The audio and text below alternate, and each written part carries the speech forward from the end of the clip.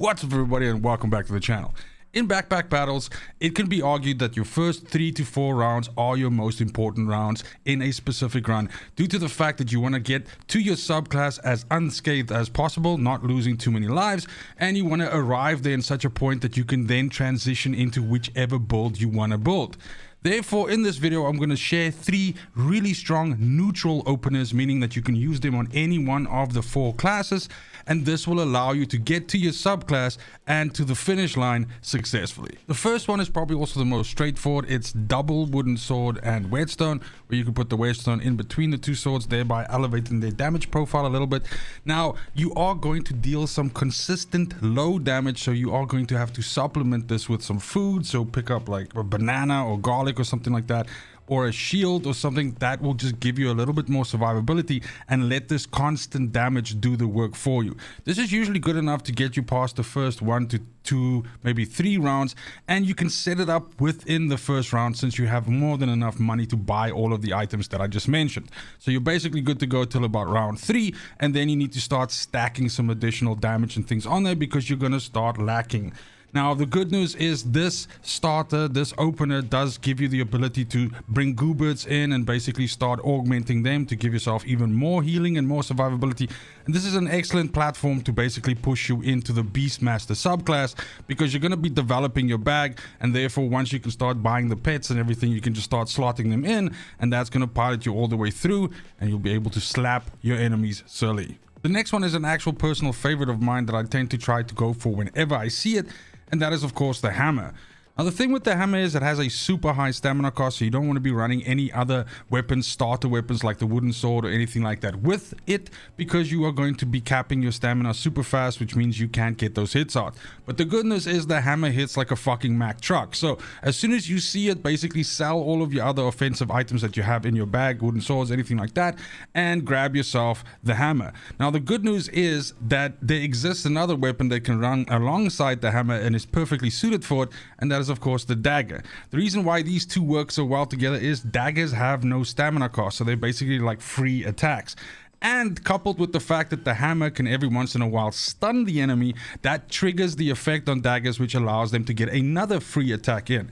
So as soon as you buy your hammer, start keeping your eye open for daggers and just buy every single dagger that you can. You are going to be winning rounds that you have no business winning by using this, and what you can do with your money is augment yourself a little bit with some healing, food, things like that. Again, bananas and garlic are really good, which can just give you a little bit more survivability when you inevitably do take damage.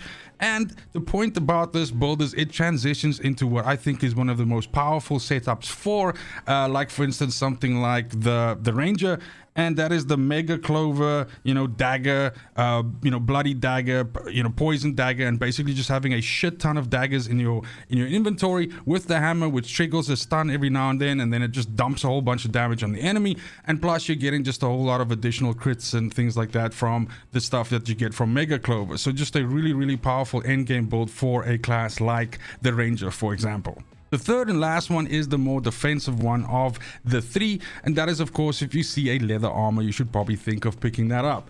At the beginning of the game, in the first 3 rounds, most classes will focus on developing either their bag or defensive options or things like that, so you're not going to be getting a huge amount of damage coming your way. And that's where the leather armor really excels, because it puts such a high ceiling on your survivability at this very crucial beginning part of the game that a lot of players are going to struggle to get through that armor and kill you before you kill them. So obviously you want to be stacking some offensive options with this. So if you buy the armor, then get yourself another wooden sword, get a pan with some food, get a broom, anything like that that can give you additional damage. Previously I just talked about the hammer. The hammer and the leather armor together at the beginning is fucking ridiculous. It is a little bit expensive to set up, but maybe you get one of those items on a sale. But if you get those 2, you are sitting super comfortable at least until the 5th or the 6th round that you're going up against enemies. Now, the good news about this in terms of like it being a strong neutral setup is that it literally works on obviously any of the 4 classes, and it is such an ambiguous kind of like setup that you can easily pivot out of this into any of the subclasses, and oftentimes the leather armor can turn into something that is actually quite valuable to you when you combine it with another item down the line. And that's gonna be it for the video. Short one today. Thank you so much for watching, especially if you made it this far. Let me know in the comments down below if you are enjoying this small indie title. It's kind of like got its claws in me. I'm really enjoying it. I'm gonna be bringing out a few more videos specifically targeting different classes and which builds I think are the easiest for you to reach, let's say, a good score point, and for you to level up your rank in ranked mode to, whatever you're aiming to get to, whether it's gold or platinum or whatever. And let me know in the comments down below if there's any specific information in this game that you would like me to share and just bring to the channel. I also want to take this opportunity to give the Discord and the streams a shout out. Firstly, the Discord is linked in the description of this video with a bunch of like-minded gamers. We play all kinds of everything. And if you're looking for people to buddy up in games, it's the best place for you to find that.